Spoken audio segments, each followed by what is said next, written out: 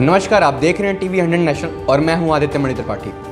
एक तरफ कोरोना महामारी से लोगों का हाल बेहाल है, वहीं दूसरी तरफ पेट्रोल डीजल के लगातार बढ़ते दाम आम आदमी की परेशानी का सबब बने हुए हैं। आज फिर एक बार पेट्रोल और डीजल के दामों में बढ़ोतरी देखी गई है। सरकारी तेल कंपनियों ने पेट्रोल डीजल के दाम में 2 दिन बाद आज फिर बढ़ोतरी कर दी है। आज गुरुवार को पेट्रोल के दाम 35 पैसे प्रति लीटर, तो वहीं डीजल के रेट 15 पैसे प्रति लीटर बढ़ा दिए गए हैं। इस बढ़ोतरी के बाद कई शहरों में पेट्रोल के दाम 110 रुपये प्रति लीटर के करीब तक पहुंच गए हैं। हम आपको बता दें कि तेल कंपनियों ने इससे पहले भी सोमवार को भी पेट्रोल व डीजल की कीमतों में बढ़ोतरी की थी। बात करें राजधानी की, तो दिल्ली में मई से लेकर अब तक 39 बार तेल कीमतों में इजाफा हो चुका है।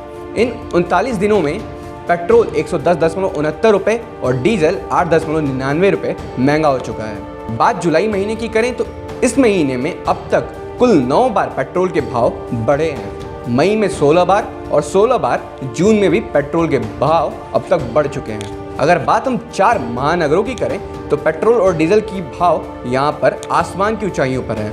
बात अगर दिल्ली की करें तो दिल्ली में पेट्रोल के दाम 101.54 रुपये प्रति लीटर और डीजल 79.87 रुपये प्रति लीटर है। मुंबई में पेट्रोल 107.54 रुपये और डीजल 97.45 रुपये प्रति लीटर है। बात अगर चेन्नई की करें तो चेन्नई में पेट्रोल 102.23 रुपये और डीजल के दाम 94.39 रुपये प्रति लीटर तक पहुंच गए हैं। कोलकाता की बात करें तो पेट्रोल 101.74 रुपये प्रति लीटर और डीजल 3.2 रुपये प्रति लीटर है। भारत की 3 सबसे बड़ी तेल कंपनियां HPCL, BPCL और IOC सुबह 6 बजे तेल और डीजल की नए दामों को लागू कर देते हैं। आप इनकी वेबसाइट पर जाकर आपके शहर में पेट्रोल और डीजल के क्या दाम हैं वो जाकर आप चेक कर सकते हैं। इस चर्चा में हमारे साथ आज एक खास मेहमान मौजूद हैं जो पेट्रोल और डीजल के बढ़ते दामों पर हमारे साथ विशेष चर्चा करेंगे और समझाएंगे कि देश में लगातार पेट्रोल और डीजल के दाम इतनी तेजी से क्यों बढ़ रहे हैं। आज हमारे साथ वृद्धि इन्वेस्टमेंट के विवेक करवा सर आज हमारे साथ मौजूद हैं। सर, स्वागत है आपका टीवी 100 नेशनल पे। धन्यवाद, बोलिए। सर, मेरा सबसे पहला क्वेश्चन आपसे यही है, जो पेट्रोल और डीजल के दाम लगातार डे बाय डे जो बढ़ते जा रहे हैं, सरकार जो है इस पे कंट्रोल क्यों नहीं कर पा रही है और क्या रीजन है लगातार पेट्रोल और डीजल के दाम बढ़ने की वजह? ओके, तो देखिए इसके एक्चुअली 2 या 3 पहलू है और सारी अगर बात करेंगे तो ये काफी पॉलिटिकल भी हो जाएगा, तो वो तो मैं अवॉइड करूंगा जहां तक हो सके कि जो एक्स फैक्टर तो वो क्या है? हाँ, तो देखिए पहली चीज ये है कि क्रूड ऑयल अभी उबाल में है ऑलमोस्ट। जो जो कुछ महीने पहले 40-50 में घूम रहा था वो आज 75-77 के यहाँ पे घूम रहा है, राइट। तो क्या हो रहा है कि जैसे जैसे ये क्रूड ऑयल ऊपर जा रहा है, हमारी जो इनपुट कॉस्ट है, क्योंकि हम लोग क्रूड ऑयल पूरा का पूरा इंपोर्ट करते हैं ज्यादातर और इंडिया में प्रोडक्शन उसका है नहीं, तो वो क्रूड ऑयल ऑटोमेटिकली महंगा हो रहा है। तो रुपये के अनुसार, इनफैक्ट रुपये तो बहुत स्टेबल है, फिर भी क्रूड ऑयल ऊपर जाने के कारण वो दाम हमको महंगे पड़ रहे हैं और इसको और कोई ऑप्शन नहीं है, सरकार को बढ़ाना पड़ेगा, पहली चीज। दूसरी चीज देखिए, जब मनमोहन सिंह प्राइम मिनिस्टर थे तब क्या किया था कि ये जो प्राइजेस होते हैं फ्यूल के, उनको पूरा मार्केट रेगुलेटेड कर दिया था। Market regulated in the sense oil companies decide कर सकती है कि आपका जो इनपुट कॉस्ट है उस अनुसार आप क्रूड ऑयल मतलब पेट्रोल और डीजल के भाव बढ़ा सकते हो ताकि सरकार को सब्सिडी नहीं देनी पड़े। आपको याद होगा करीबन 2012 या 13 की बात है, इंडिया लगभग फ्रेजाइल 5 में आ गया था। ये काफी लोगों को मालूम नहीं है। फ्रेजाइल 5 मतलब जो कंट्रीज की अर्थव्यवस्था इतनी खराब हो चुकी थी और वो कभी भी जंक रेटिंग में जा सकता था, इंडिया उस कगार पे खड़ा था, फ्रेजाइल 5 के जस्ट एक नॉच ऊपर। और अगर वो फ्रेजाइल 5 में आ जाता, मतलब वो एक नॉच और अगर इंडिया की रेटिंग कम होती तो बहुत बड़ी सेलिंग और बहुत बड़ी मतलब प्रॉब्लम्स आ जाती है इकोनॉमी में, ठीक है। तो उस कारण मनमोहन सिंह की गवर्नमेंट को कोई ऑप्शन नहीं रहा था। 2014 में इलेक्शन होने के बावजूद 2013 में उन्होंने पेट्रोल और डीजल के भाव काफी बढ़ाए, क्योंकि वो लोग सब्सिडी नहीं ऑफर कर सकते थे और काफी ऑयल कंपनीज को तो ऑयल बॉन्ड्स दे दिए थे। अब क्या हुआ, सरकार चेंज हो गई 2019 में और वो ऑयल बॉन्ड्स अभी भी मार्च 2022 में भी पेंडिंग है। तो इस सरकार को एक एक मतलब तकदीर अच्छे थे, ये समझ लीजिए कि ये 2019 में आके क्रूड ऑयल ऑलमोस्ट $24 तक नीचे आ गया था, ये सबको मालूम है। तो सरकार को ये एक ऑप्शन मिल गया कि हाँ भाई हम लोग टैक्सेस बढ़ा दें, और टैक्सेस बढ़ाने के बाद वो जो भी यस रेवेन्यू आ रहा है, आज वो रेवेन्यू वो ऑयल बॉन्ड पेमेंट में लग रहा है, इंफ्रास्ट्रक्चर में लग रहा है, देखिए वैक्सीनेशन सबको देनी है तो उसमें पैसा लग रहा है, काफी काफी काम हो रहा है, और सब चीज के लिए आज पैसा चाहिए।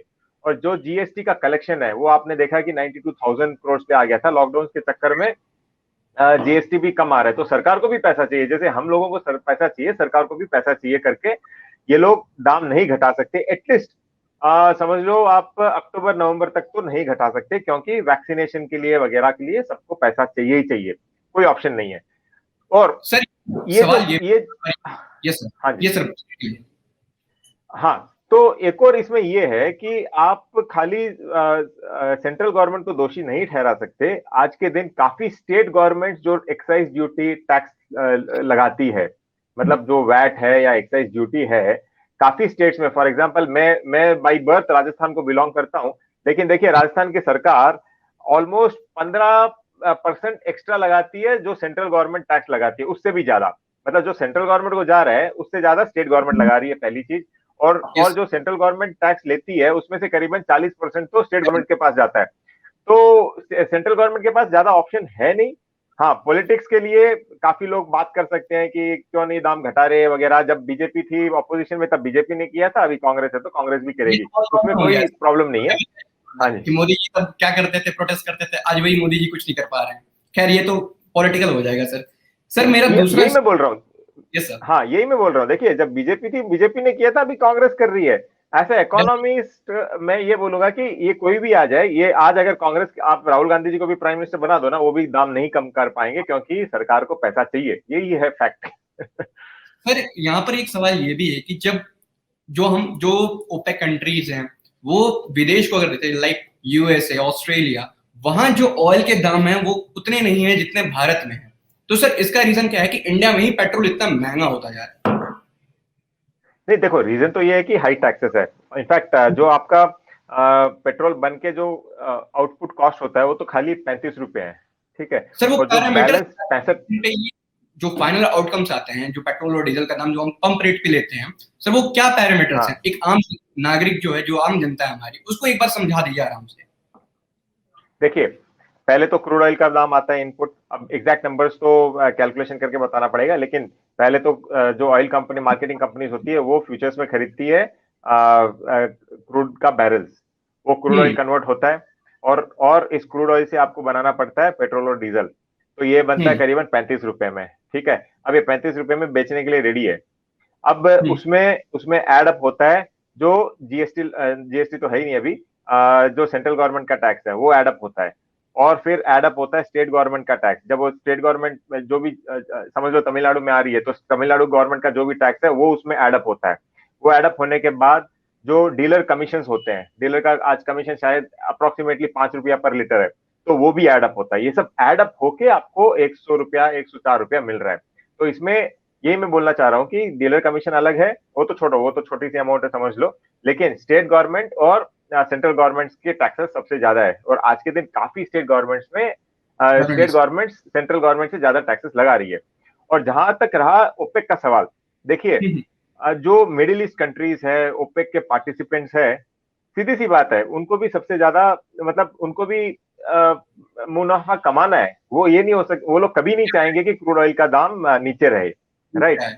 इंडिया को बहुत बड़ी प्रॉब्लम, हाँ, इंडिया को बहुत बड़ी प्रॉब्लम नहीं होगी जब तक क्रूड ऑयल करीबन $70 के आसपास रहे, मतलब 100 रुपया पेट्रोल चल रहा है उतना तक रहे तो कोई इशू नहीं है। लेकिन ये अगर और शूटअप करता है कोई भी कारण, तो वो बहुत बड़ी प्रॉब्लम इंडिया के लिए डेफिनेटली है, ये तो मैं भी मानता हूँ।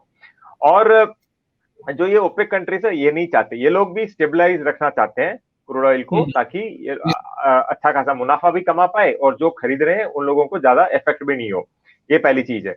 अब क्या कर सकती है सरकार? अब सरकार ऑलरेडी उस दिशा में बहुत तेजी से दौड़ रही है। मैं बताता हूँ एक दो चीज जो सरकार ऑलरेडी कर रही है, और ये वर्ल्ड ओवर चल रहा है, खाली इंडियन गवर्नमेंट नहीं कर रही है। क्रूड ऑयल पे डिपेंडेंसी आपको कम करनी है। अब डिपेंडेंसी कैसे कम करोगे? एक तो जो एथेनॉल का प्रोजेक्ट था सरकार का, ये आया था शायद 2004 में करीबन, ये ठंडे बस्ते में चला गया था। लेकिन अभी सरकार ने 2025 जो डेडलाइन थी 20% एथेनॉल ब्लेंडिंग विथ पेट्रोल या डीजल, वो एडवांस कर दिए 2023 में। इसके लिए आप देख रहे हो कि शुगर स्टॉक्स में आग लगी हुई है, ठीक है। तो ये 2 साल एडवांस हो गया। तो शुगर आज आज सरकार बहुत सीरियस है कि ये एथेनॉल ब्लेंडिंग 20% अगर लेके आए तो समझ लो ना आपका करीबन 17% दाम गिर सकता है, ये पॉसिबिलिटी होगी। तो ये 2023 में लेके आ गए हैं, पहली चीज। और आज आज के न्यूज़पेपर्स में आप पढ़ो, महिंद्रा है, टीवीएस मोटर्स है, ये कंपनीज ऑलरेडी सोच रही है कि एथेनॉल, मेनली एथेनॉल पे रन होए वैसे इंजन कैसे बनाए जाए ताकि क्रूड ऑयल पे डिपेंडेंसी हमारी कम हो। और एक और सरकार अभी क्या कर रही है, आप इलेक्ट्रिक व्हीकल्स जो है उसका जो भी पॉलिसी है आप देखिए, सरकार सब्सिडी भी दे रही है, कैसे भी करके सरकार चाहती है कि ये ईवी भी पिकअप हो जाए ताकि वापस हमारा क्रूड ऑयल पे डिपेंडेंसी कम हो जाए। तो आज सबसे बड़ा सवाल, सबसे मतलब एक बोलते हैं ना सर पे जो डर मंडराते रहता है वो क्रूड ऑयल का है इंडिया के लिए। और अगर ये क्रूड ऑयल का डर अगर हट जाए तो इंडिया तो काफी स्ट्रांग है, चाइना को हम लोग कब का कब मार दे देंगे। डेफिनेटली सर यहाँ पर एक ओपेक से ही मेरा एक सवाल था कि अभी यूएई जो है वो पेट्रोल और डीजल के दाम पे थोड़ा सा उसने बोला है कंट्रोल करना चाहिए। अभी इसका रीजन क्या है सर? क्या इसकी वजह से यूएई के हटने की वजह से क्या पेट्रोल और डीजल के दाम में कुछ कमी आएगी? देखिए मैं बताता हूँ, ये जो ओपेक ओपेक आपकी आवाज ब्रेक हो रही थी, मैं समझ गया, लेकिन फिर भी सवाल देखिए, ये जो ओपेक में बात करते हैं ना, उस पर आप विश्वास मत करो। मैं तो ये पर्सनल एडवाइस दूंगा, क्योंकि ये एक खाली एसोसिएशन नहीं है, ये है जो प्रोड्यूसर्स है। मतलब कभी भी प्रोड्यूसर नहीं चाहेगा कि मैं मेरा माल कम दामों में बेचूं। इसको आप कंपेयर कर लो जो अपनी जीएसटी काउंसिल मीटिंग होती है इंडिया में। अब मजा बताता हूं मैं, जीएसटी काउंसिल मीटिंग में इतने जो भी डिसीजंस होते हैं, ज्यादातर डिसीजंस फुल मेजोरिटी के साथ होते हैं। अब जीएसटी काउंसिल में कौन है? सारी स्टेट गवर्नमेंट्स के फाइनेंस मिनिस्टर्स, मतलब हर एक स्टेट गवर्नमेंट की भागीदारी है उसमें, राइट। अब जीएसटी काउंसिल में आपने कोई निर्णय लिया, मतलब आप चाहे अपोजिशन हो या चाहे गवर्नमेंट हो, आपका भी उसमें मतलब सहयोग है, आपने भी सपोर्ट किया है। जीएसटी काउंसिल में आप कुछ बोलोगे और बाहर आके मीडिया के सामने आप क्या बोलोगे कि सरकार तो ऐसी कर रही है, जीएसटी बढ़ा रही है, जीएसटी कम करना चाहिए, और मीटिंग में दूसरी बात होती है। तो यही चक्कर ओपेक के साथ है। जो ओपेक जो बोलता है बाहर, आप उस पर विश्वास मत करो। Finally end of the day उनको भी प्रॉफिट कमाना है, मुनाफा कमाना है। तो वो लोग चाहेंगे कि हाँ भाई एक स्टेबिलिटी रहे क्रूड ऑयल में ताकि वो भी कमा सके। अब यही बाहर जाता है, ये सब गिमिक समझ, मैं तो गिमिक समझता हूँ। ठीक है सर, ये मेरा आपसे लास्ट क्वेश्चन होगा। तो क्या अब हमको ये समझ लेना चाहिए कि अब जो दाम होंगे पेट्रोल के वो 100 के ऊपर ही होने वाले हैं? अब 100 से नीचे आने का जो रास्ता है अब वो कम हो जाएगा, या फिर अब 100 जो है वो हम मान लें, वो लाइन मान लें कि अब 100 का टारगेट हम लेके चलना चाहिए? जो इकोनॉमिक एडवाइजर है अरविंद साहब, वो ऑलरेडी बोल दिए हैं कि सरकार टैक्सेस तो कम नहीं कर सकती है, राइट। और कम नहीं कर सकती, आप देख लिए, आप खुद ही देखो ना, मतलब इतने इतने सारे एक्सपेंसेस है। आप किसी को रेशन बांट रहे हो। अब हाँ, यहाँ पे मैं ऐसे बोल रहा हूँ तो आप बोलोगे कि आप मोदी को सपोर्ट कर रहे हो क्या? मैं मोदी को सपोर्ट नहीं कर रहा हूँ, मैं बोल रहा हूँ अगर कांग्रेस आएगी तो भी वो भी यही करेगी, यही मैं बोलना चाह रहा हूँ, और यही करना चाहिए देश के लिए। तो जब दाम कब कम होगा? जब क्रूड ऑयल में गिरावट हो। और क्रूड ऑयल में अभी गिरावट हो सकती है क्या? देखिए, फ्यूचर में धीरे धीरे जाते जाते क्रूड ऑयल में गिरावट आनी है, यहाँ से बहुत ज्यादा बढ़ नहीं सकता है, क्योंकि आप कोई भी देश, हाँ जी, हो सकता है तब हो, खैर उसमें भी टाइम अभी फिलहाल ज्यादा ही है। नहीं, आपकी आवाज कट गई थी, क्या बोले आप? सर मैं ये कह रहा था, जब इंडिया में इलेक्ट्रिक व्हीकल्स का प्रोडक्शन जब ज्यादा होगा तब हो सकता है कि कुछ प्राइस डाउन हो सकते हैं, लेकिन उसमें भी अभी समय काफी ज्यादा है। हाँ, उसमें 10 साल लगेंगे अभी इंडिया में, लेकिन रोड्स पे ईवीज दिखने लग गई है। मतलब टाटा नेक्सन देख लो आप, सुपर्ब कार है, कितनी टाटा नेक्सन देखता हूं मैं आज के दिन रोड्स पे जो ईवी पे चलती है पूरी।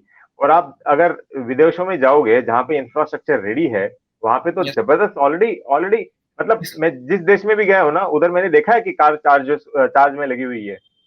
तो ये तो होना ही है, मतलब ये होगा आगे चल के। और ये जो एथेनॉल का ब्लेंडिंग है, ये भी एक, इसको आप मास्टर स्ट्रोक बोल दो या फिर दूरदर्शिता बोल दो, कुछ भी बोलो, लेकिन 2025 को 2023 कर दिया है, ये भी बहुत अच्छी बात है। तो सरकार ये चाहती है कि डिपेंडेंसी हमारी कम हो, और कम करने की डिपेंडेंसी और कोई तरीका है ही नहीं इसके लिए सिवाय ये सब करने के लिए। तो क्रूड ऑयल यहाँ पे स्टेबल रहेगा।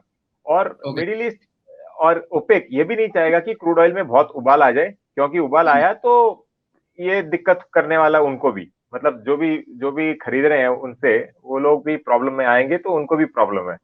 इस चक्कर में वो भी स्टेबिलिटी रहेगा। मेरे हिसाब से 70 से लेके 75 80 तक क्रूड ऑयल ट्रेड करना चाहिए अगले साल, एक साल तक, साल डेढ़ साल। Thank you very much sir, आज आपने हमको टाइम दिया। आपका बहुत बहुत धन्यवाद सर, हमारे साथ ज्वाइन होने के लिए। बहुत धन्यवाद। Thank you very much. धन्यवाद। तो जैसा आपने सुना विवेक सर का एक्सपर्ट व्यू, उन्होंने बताया, साफ सीधे उनका क्लियर कहना था कि अभी जो पेट्रोल के दाम है वो अभी बढ़ेंगे। एक आप लाइन मान लीजिए, उस लाइन के आसपास पेट्रोल और डीजल का दाम रहने वाला है। और विगत वर्षों में हो सकता है भविष्य में जब इलेक्ट्रिक व्हीकल्स आ जाएं, तब इसकी जो डिपेंडेबिलिटी है वो थोड़ी कम हो जाएगी। अगर ये आपको खबर अच्छी लगी हो तो हमारे साथ बने रहें। तब तक के लिए धन्यवाद।